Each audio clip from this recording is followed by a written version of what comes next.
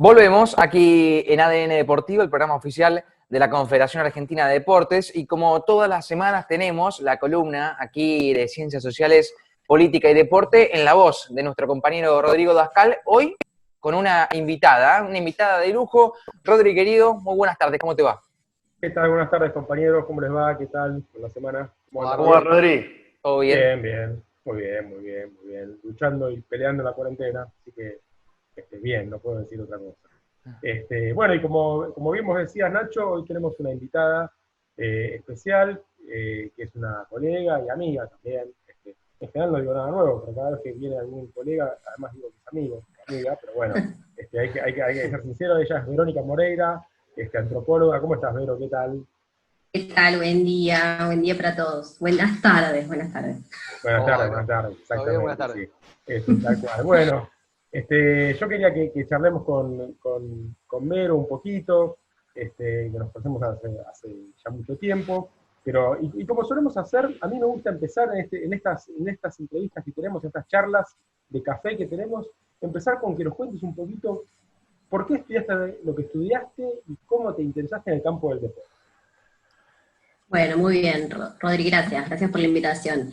Bueno, esto fue hace mucho tiempo ya, año 1998, y bueno, yo estaba estudiando antropología y estaba cursando una materia que se llamaba metodología, trabajo de campo, y bueno, y mi interés, en ese momento digo, bueno, yo quiero hacer algo sobre fútbol. No necesariamente sobre los jugadores, sino porque me interesaba ver el despliegue visual de las tribunas, me interesaba todo lo que se llama el folclore, ¿no?, del fútbol. Y desde chiquita, bueno, solía ir a la cancha con mi viejo, hincha independiente, después hice trabajo de campo independiente de River, y bueno, y me interesaba eso. Entonces dije, bueno, esta es mi oportunidad para hacer trabajo, sin saber, era muy joven y estaba estudiando la licenciatura, pero bueno, es como que tenía la idea de hacer un trabajo sobre fútbol. En verdad, bueno, no sabía demasiado, y ahí fue que empecé a recorrer los estadios. En su momento quise hacer un trabajo con Boca Juniors, y porque quería unir esa relación que hay, que se dice, digamos, entre pueblo, o sea, esa cuestión, digamos, la dimensión de lo popular con Boca. Y bueno, era el momento en el que Boca estaba ganando todo, era imposible conseguir entradas. Entonces así fue que, es un poco el trabajo de campo del antropólogo, de la antropología, es así, ¿no? Es como ir viendo que se te presenta en la misma experiencia de querer trabajar y hacer investigación. Y bueno, terminé en Independiente, que es un club, bueno, obviamente sabemos que está en Avellaneda. Yo viví toda mi infancia en el partido de Avellaneda, en Wilde, en la localidad de Wilde, y ahí fue que, digamos, empecé a preguntarle a mis compañeros, a mis vecinos, a mis compañeros de primaria, si me llevaban al estadio. Y bueno, y empecé a hacer trabajo de campo sin saber nada de Independiente, muy poco, y entonces en ese momento, siendo mujer, en esa época, no, había un montón de mujeres solas y también acompañadas, yendo al estadio, pero digamos, yo no conocía mucho el ambiente, entonces al principio iba acompañada, después, digamos, a la platea, después me animé a ir acompañada a la popular, y después ya sola a la popular. Y bueno, en ese momento yo no tenía ganas de hacer un trabajo con la gente de la barra, no sé si saben, por ahí les contó Rodrigo, yo hice un trabajo, mi primer trabajo como licenciada en antropología es sobre la barra independiente. Preguntarme los significados del aguante desde el punto de vista de ellos, y bueno, y de los hinchas en general. Entonces, al principio yo dije, bueno, yo con ellos no quiero trabajar, me resultaba bastante, digamos, me daba miedo trabajar con ellos, porque, bueno, obviamente están asociados, digamos, a la violencia, pero bueno, también como antropóloga me pasó que tenía como un elefante ahí, como era imposible no mirarlos y preguntarme cómo era que también se organizaban para ir al estadio, cómo se organizaban para alentar, por qué tenían ese lugar tan especial en la tribuna, y por qué eran tan importantes en un club.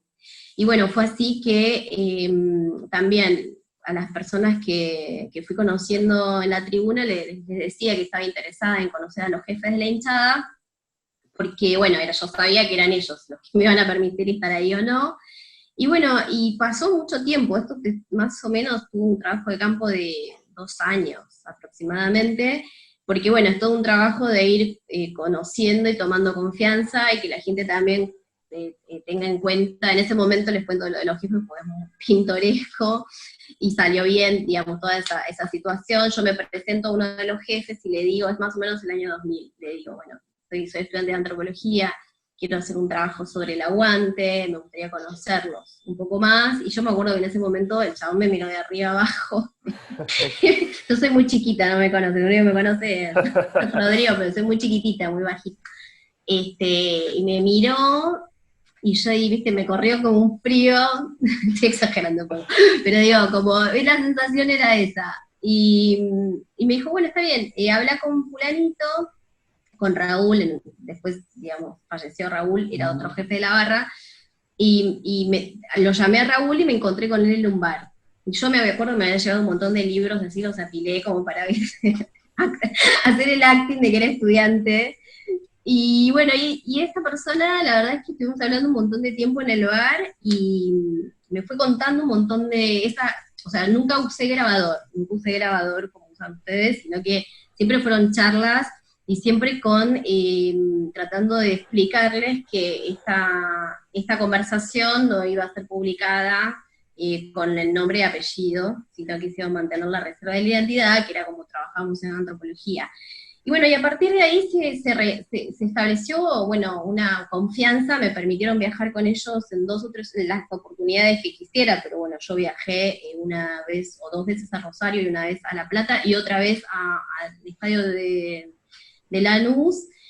Y bueno, y entonces ahí, bueno, imagínense, claro, era otro mundo ahí. se cierra la puerta del colectivo, ¿viste? Bueno, y otro mundo. Y bueno, yo la verdad que en ese momento lo que tengo que considerar, primero que me sirvió para mi trabajo de campo sobre la cuestión del aguante, interpretar qué es lo que ellos entienden acerca de esta categoría que signa nuestra forma de mirar el fútbol, porque no es solo el aguante, digamos, físico, sino también hay una cuestión del aguante que tiene que ver con la manera de alentar, con esta idea de la incondicionalidad de ir a los estadios, y bueno. Y entonces, no solo me sirvió para eso, sino también para pensar algo que yo no problematicé en su momento, que es el tema de las mujeres en el fútbol. A mí, como yo tenía como un rol como tradicional, o sea, sabían que era estudiante, me acuerdo que uno de los jefes me dijo, bueno, vos en tu lugar, como diciendo, no hagas quilombo, quédate ahí. Es más, me acuerdo que me pusieron a hacer los sándwiches. Vos quedate acá haciendo los sándwiches. Listo, viste, yo, o sea, acataba todo lo que me decían. Y después había chicas, lo que quiero decir con estos roles tradicionales es que yo estaba cumpliendo ahí como mi rol, digamos, en ese momento, bueno, los ayudaba con esta cuestión más doméstica, y después estaban las chicas que estaban, digamos, más como con ellos. Acompañando. Claro, digamos, con otro tipo de rol. Y yo eso no lo problematicé tanto, y la cuestión de género está, no solo en el fútbol, sino, digamos, en otros deportes, es como uno de los temas de agenda de las ciencias sociales y las humanidades. Y bueno, entonces ahí yo hice mi trabajo de campo con la hinchada. La verdad es que, bueno, me ubicó en una discusión dentro del campo de las ciencias sociales y humanidades, era como una etnografía, bueno, recién se estaba consolidando, ¿no?, las discusiones sobre hinchadas. Está mi compañero José Garriga Zucal, bueno, después vinieron más etnografías sobre hinchadas. Ese fue como mi primer trabajo.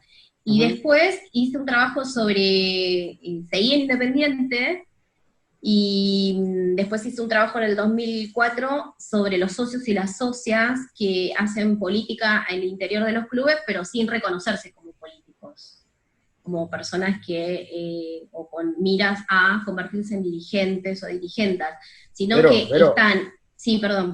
Te interrumpo acá un segundito porque sí. Esto me parece muy interesante porque acá sí, Vero empezó a trabajar ya directamente la relación de la política en los clubes, o mejor dicho, no de la política, sino de los sujetos políticos dentro de los clubes, tomando socios e hinchas, participando políticamente de los clubes. Entonces, ¿qué trabaja Vero? Trabaja lo que sería la política tradicional de los clubes, como tenemos en todos nuestros clubes, agrupaciones políticas que vienen del pasado, ¿no? Trabajando en la arena política, y la irrupción de nuevos sujetos políticos, vamos a decirlo en palabras más sencillas, hinchas que por algún motivo pasan a trabajar en la arena política.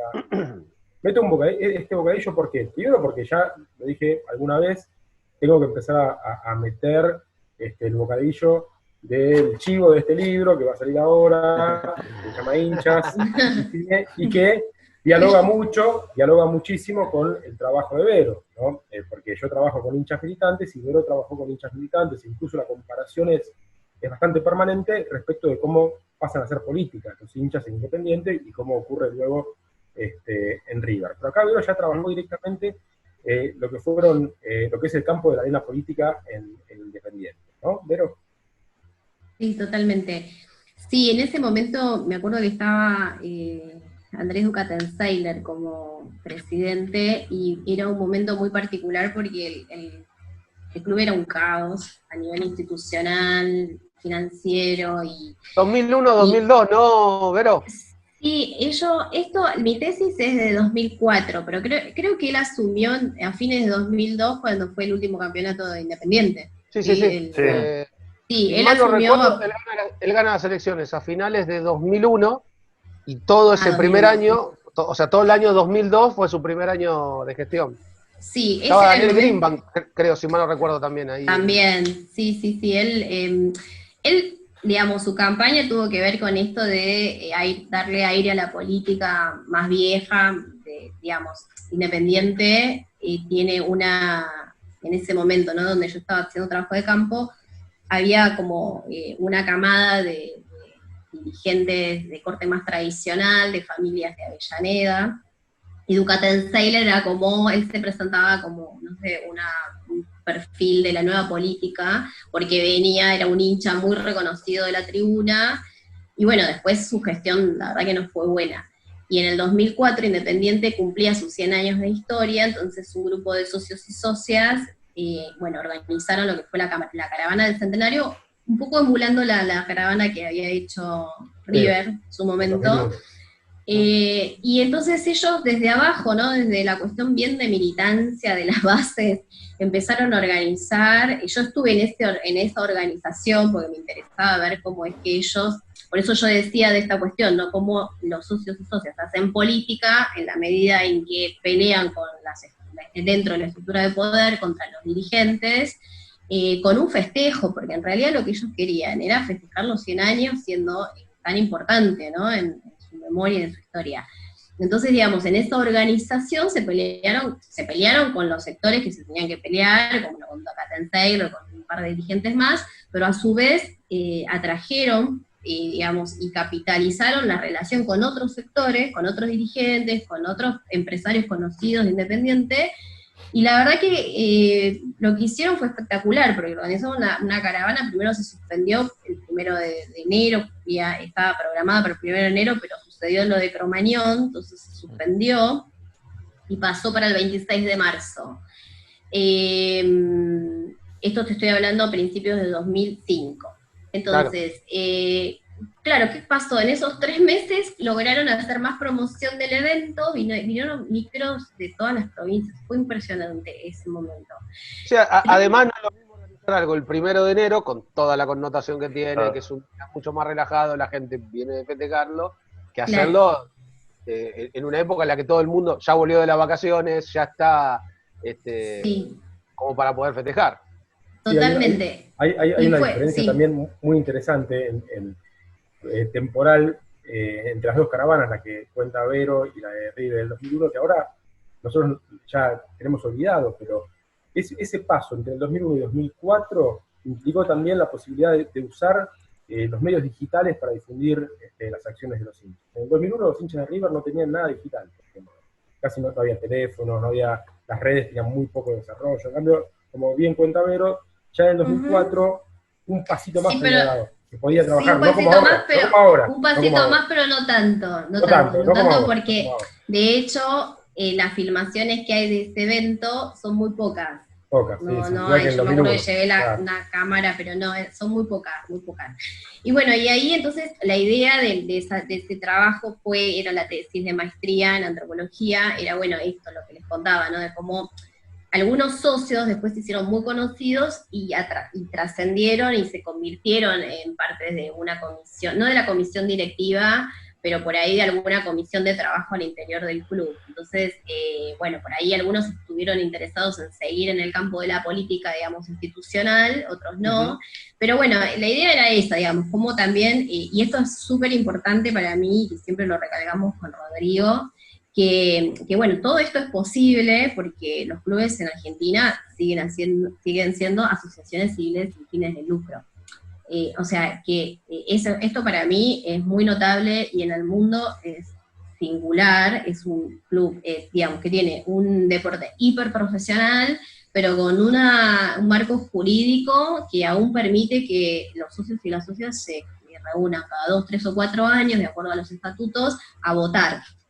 Está bien, después podemos tener un montón de críticas, ¿no? Al sistema, pero la verdad es que es una singularidad, nos distingue en el mundo de este formato, y no son clubes que tienen 2 o 3 socios, como en Brasil, que nosotros podemos decir, bueno, allá los socios plenos son un grupo, son una minoría privilegiada. En Argentina, algunos clubes tienen una base societaria que es enorme, y de acuerdo a los estatutos, que en la general los estatutos son, digamos, ya cuando vos pagas la cuota, después se empezó a dividir entre el socio que paga para ir a ver la cancha y el socio que es socio, o sea, después se empezó a distinguir eso, pero en general los socios cuando pasan 2 años pueden ir a votar. Esto para mí es muy singular y me parece súper interesante. Pero bueno, no los quiero aburrir tanto con mi trabajo. De hecho, Vero, Independiente tiene cerca de 100.000 socios, de los cuales 70.000 están habilitados para poder votar. Por eso, hay se arma como un padrón para, bueno, después si la gente va a votar, eso depende mucho de la coyuntura, ¿viste? Si hay momentos de crisis, eso también lo hablábamos con Rodríguez, ¿no? Si en momentos de mucha crisis, por ahí la gente va en masa a votar. Por ahí después si está más o menos la cosa va bien, o sea, bueno, van el 15% más o menos. Bueno, porque una de las cosas que pasó en todo este recorrido de Cuenta Vero, y otra vez me pongo un poquito autorreferente, es que hace 3 años sacamos este librito, ¿no? Se llama Clubes Argentinos, ¿no? Clubes Argentinos, Debate sobre un modelo, que es un libro que escribimos con Vero, justamente tocando todos estos temas que estamos hablando ahora, ¿no? Ese librito es un librazo. Sí, bueno, yo lo llamo librito porque es cortito. Le fue muy bien al libro, de hecho. Dice con una facilidad librito y es terrible, terrible obra. Bueno, lo digo porque es chiquito, es verdad que le fue muy bien al libro, pero quizás le fue muy bien además porque nunca habíamos tenido una bibliografía que discuta esto que estamos hablando ahora en el programa. ¿Qué es un club? ¿No? ¿Qué características tiene? Bueno, lo sabemos, lo hablamos, lo charlamos en el café, en los clubes, pero nunca no teníamos un librito que diga qué discusiones hay alrededor del modelo de club. Claro, política, sociabilidad, formas de esa política, de esa sociabilidad, discusiones con los modelos externos, ¿no? Como decía Vero. Bueno, eso lo escribimos un poquitito en este libro del año 2008, 2017, ya van casi 3 años de sí, libro. no me acuerdo. Sí, y la verdad que nos fue bien con este libro, porque además toca cosas que nos interesan mucho personalmente, como decía Vero, ¿no? Y mucho más con el rol social de los clubes, que tan visiblemente se ven, hay que seguir insistiendo en estos tiempos de pandemia, ¿no? Esto que nosotros tenemos escrito en la teoría y quizás conocemos en la práctica, en los tiempos actuales que vivimos, vemos como esos clubes, tanto clubes de barrio como clubes de fútbol del ascenso, como clubes con fútbol profesional, están trabajando codo a codo con diferentes estamentos del Estado, colaborando en la situación en la que estamos, ¿no? Totalmente. Yo creo que ahí creo que esto es cultural, digamos, los clubes hoy con las ollas populares, algunos que están, digamos, ofreciendo para la población, para la comunidad más cercana, esto es como nacieron así también los clubes, muchas instituciones nacieron con este espíritu, ¿no? De dar beneficio a aquellas personas que eran socias, pero también al entorno, a la comunidad. De hecho, digo, ilustrar con otro caso, hoy con el tema de las ollas populares, o sea, están abiertos a la comunidad, a la población más cercana. Pero en su momento, por ejemplo, en la década del 80, cuando empezaron a crear las escuelas, las escuelas formales, las jardín de infantes, primaria, secundaria, varios clubes, eso también nos distingue en el mundo, creo que son clubes con instituciones formales. Eso, digamos, también tenía el espíritu de no solo darle educación a los hijos de las socias y socios, sino también digamos, a la comunidad. Tienen este vínculo constante de beneficio hacia el interior y hacia afuera también. Por eso también el Estado... Pero creo que los 5 grandes tienen instituciones. River, por ejemplo, tiene primario, secundario y terciario. Después Boca también tiene instituciones educativas aliadas. En el caso de Racing también, Independiente también tiene su propio instituto. Exacto. Sí, muchos clubes tienen la oferta, digamos, de la educación formal, y así con un montón de, ¿no? Si analizamos la historia de cada club, tiene esta idea de, no sé, en algún momento servicios médicos, bueno, esto para mí es lo que no se tiene que perder, digamos. El fútbol nació con este espíritu y yo soy muy defensora, ¿no?, de la asociación civil, como por el momento no se está volviendo a tocar el tema, ¿no? Pero en el gobierno anterior sí estaban tratando de imponer todo el tiempo, por lo menos legislar a favor de que exista el otro modelo, ¿no? El modelo de la sociedad anónima. Entonces, me parece que es importante militar la causa porque, bueno, de hecho el deporte, bueno, ustedes son especialistas en el tema, yo ahí no tanto. Yo creo que el deporte nace más que en las escuelas, en los clubes de fútbol, en los clubes de fútbol, con fútbol, y los clubes que no tienen fútbol, digo. Son en esas instituciones donde crece y se desarrolla el deporte, ¿no? Que después trasciende como al alto rendimiento, el deporte de élite. No es el modelo norteamericano, ¿no? Que tiene, digamos, se fomenta en las escuelas el deporte. Bueno, uno de los temas, Vero, que charlamos en algún momento del programa fue los trabajos de Julio, ¿no? Friedenberg, que trabajó justamente todo esto, y Eduardo Archetti, trabajando en el tema de las zonas libres, el deporte se origina allí. Quiero sacarte un poquito de esto porque, aunque ustedes no lo crean, compañeros, actualmente Verónica está haciendo un trabajo antropológico en otra área que no es el fútbol, y me parece muy interesante que lo hablemos, y que es el boxeo, ¿no? Wow. Ella está trabajando actualmente con el boxeo. Entonces, contanos un poquito qué estás haciendo y qué estás mostrando y qué ves, y déjame citar una sola cosa, que es un hermoso libro de Huacán, un antropólogo que en la década del 80 se fue, creo que a Harlem, a hacer un trabajo más típico de antropología y sobre la crisis económica y social que se vivía en Estados Unidos en ese momento, y en los tiempos libres iba al gimnasio, porque a él le gustaba practicar boxeo. Y terminó haciendo un hermoso libro sobre el boxeo y sobre cómo se practica el boxeo y las características específicas del boxeo como deporte. ¿Qué estás haciendo vos como antropóloga, no en el Harlem, pero sí acá en Almagro o en algún club de boxeo Es verdad que es otra zona, sí. Bueno, yo estoy haciendo ahora una etnografía en el club Almagro Boxing Club. El que está sobre Díaz Vélez. Sí, exacto, sí, señor. Sí. Y pasé unos años antes por el otro club tradicional también de boxeo, que es en Chacarita, que está en el barrio de Chacarita. Entonces, bueno, mi idea siempre fue, en los últimos años, quiero hacer algo sobre boxeo, porque en Argentina no hay nada. Y bueno, finalmente me decidí hace unos años, y dije, bueno, la mejor manera de conocer es ir al gimnasio. Y bueno, y ahí empecé a entrenar. Bueno, con mucha vergüenza, por esto que les decía, que soy una señora, soy una mujer grande ya, y más para este tipo de disciplina. Soy muy chiquitita, y soy mujer, y todo eso pensaba, ¿no?, en un entorno de varones. Entonces, bueno, yo iba con mucha vergüenza, no asistía tanto a las clases, bueno, hasta que, bueno, fui tomando confianza, y el hecho de entrenar con el tiempo, ¿no? Con el tiempo, bueno, fui como reconociendo determinados aspectos de la disciplina que al principio ignoraba totalmente. O sea, de hecho, yo quería estudiar boxeo porque no puedo entender por qué se matan a trompadas. O sea, no entiendo de qué se trata este deporte, no, cómo puede ser, bueno, no desde la indignación, sino como diciendo, no puedo comprender. Y la verdad es que digamos, hacer trabajo de campo poniendo el cuerpo me permitió esto precisamente, ir reconociendo que es un deporte de coordinación, que es un deporte técnico, por lo menos en el gimnasio en Chacarita el profesor era, o sea, muy exquisito con la técnica. Entonces, bueno, fui reconociendo un montón de virtudes, y bueno, y me fui entusiasmando, ¿no? Con el entrenamiento, y bueno, esto por un lado, ¿no? El aprendizaje que me dio poner mi propio cuerpo en el gimnasio, y después también conocer, bueno, un montón de valores que circulan en el ambiente. Mi idea es trabajar con varones y mujeres desde los cuerpos, digamos, cruzar la discusión entre cuerpo y género en el boxeo.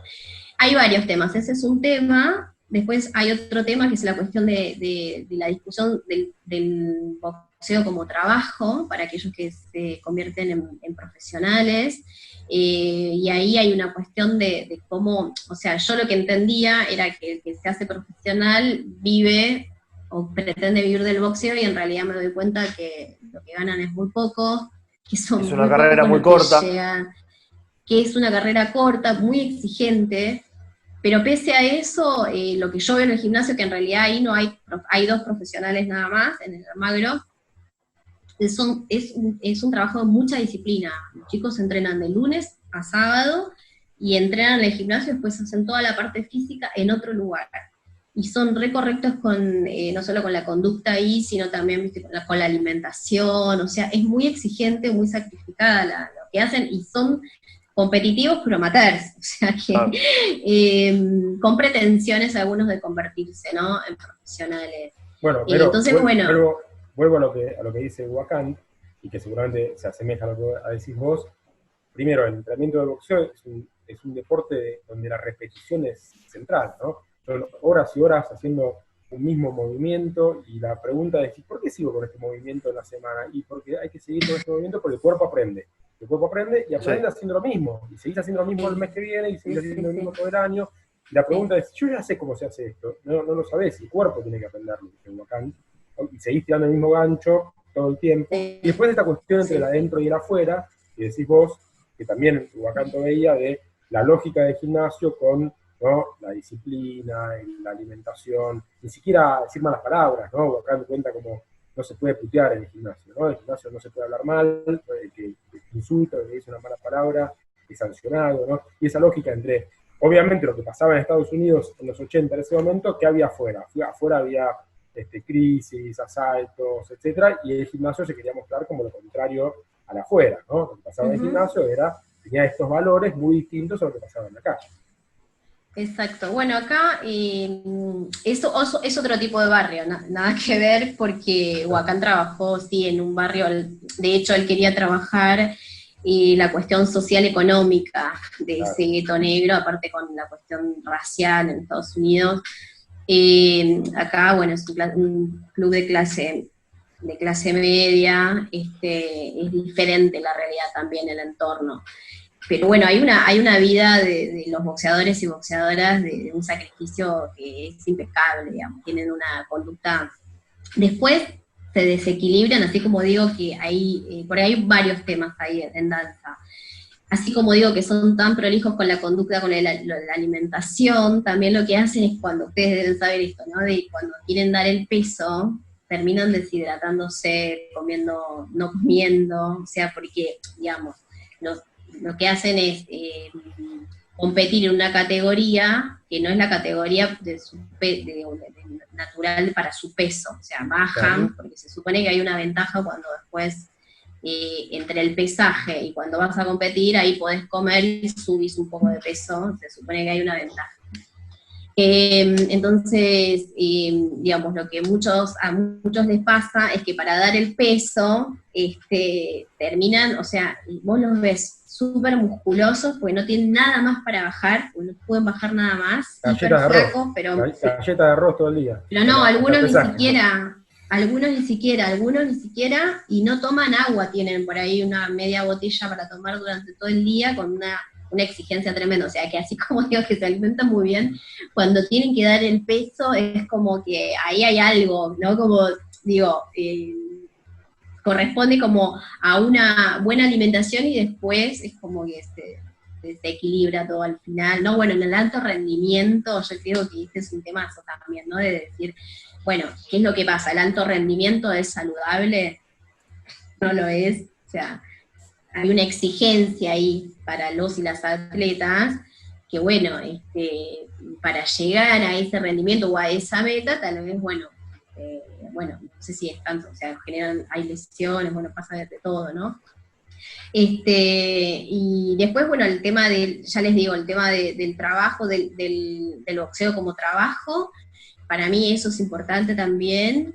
Y después hay algo ahí también dando vuelta como pregunta, que es la cuestión de las emociones, que tampoco está tan trabajado en antropología del deporte, que es, porque digamos, el cuerpo yo lo pienso como una forma integral, no es el cuerpo físico nada más, el cuerpo es tu cuerpo, y bueno, el cuerpo físico, mental, espiritual, todo lo que podemos pensar en términos globales.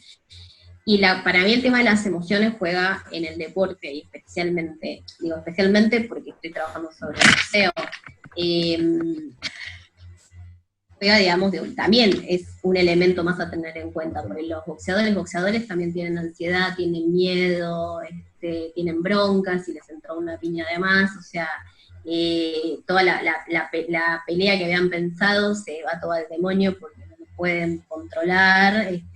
Entonces ahí hay toda una cuestión que creo que es interesante, que tiene que ver primero con el tema de las emociones, y también hay alguna pregunta por la cuestión de los sentidos, como en el deporte también es importante no solo ver y escuchar, sino también tocar. O sea, hay toda una cuestión ahí que creo que tiene que ver, ¿no? La antropología de los sentidos y de las emociones, hay una apuesta fuerte que quiero hacer a futuro para pensar todas estas cuestiones que la verdad es la investigación que más me entusiasma sobre boxeo. Bueno, después siempre hablo sobre fútbol y... Espero que te voy cortando primero porque, como siempre decimos, el tiempo es tirano, llevamos ya una hermosa charla de casi media hora, pero espero que en el futuro podamos empezar bueno, yo algo ya leí, pero podamos empezar a ver el trabajo sobre boxeo, porque la verdad que estamos todos entusiasmados, por lo menos los que hacemos ciencias sociales, y creo que la gente que nos va a leer o te va a leer, y no tenga nada que ver con las ciencias sociales también, ¿no? Así que esperamos eso con ansias. Buenísimo, por supuesto, lo voy a socializar y ahí espero una futura charla. Yo no sé si virtual, pero... O presencial en la radio. Cara a cara. Presencial en la radio. O presencial en la radio. Ojalá que sea en el estudio. Ojalá sea en el estudio. Volveremos en el estudio, sí, tal cual. Cuando la vida vuelva a ser chicos, algo parecido. Muchas gracias, Vero. No, gracias a ustedes. Buenísimo el programa, me encanta. Bueno. Gracias, Vero. Muchas gracias. Un abrazo grande. Chao, Rodri. hasta luego. Hasta luego. la semana que viene. Hasta la semana que viene. Chao. Adiós, Rodrigo. Chao. Bien, Qué ha linda pasado charla. nuestro compañero Don Muy Rodrigo interesante, acá. la verdad. Tremenda. A ver, me Sí. ponía a pensar... Hacía más mientras corta la hablaba Vero, efeméride, si sabía. Bueno, sí, es cierto. Me ponía a pensar mientras hablaba Vero y digo, qué relacionados han estado, sin saberlo y sin buscarlo, el entrevistado del día de hoy y la columna de Dascal, ¿no? Sí, todo claro. Con la mirada del deporte desde lo social, ponderando los clubes de barrio. Me parece que ha sido un poco el tópico del programa de hoy, ¿no? Sí, como si se hablara todo de lo que tiene que ver con la organización de los clubes, algo que muchos no saben cómo es esta cuestión de cómo se organizan, cómo son las comisiones, cómo los hinchas se transforman en socios, de socios pasan a ser activistas, de activistas pasan a ser agrupaciones políticas, y de ahí a participar directamente en la organización de cada uno de los clubes. Como Esperaremos dijo, con ansias el material de Verónica, por supuesto. como dijo el filósofo Dascal, el tiempo es tirano. Nos vamos rápidamente a la pausa porque a la vuelta cerramos aquí a ADN Deportivo y ya nos despedimos de este día martes aquí en Radio Argentina.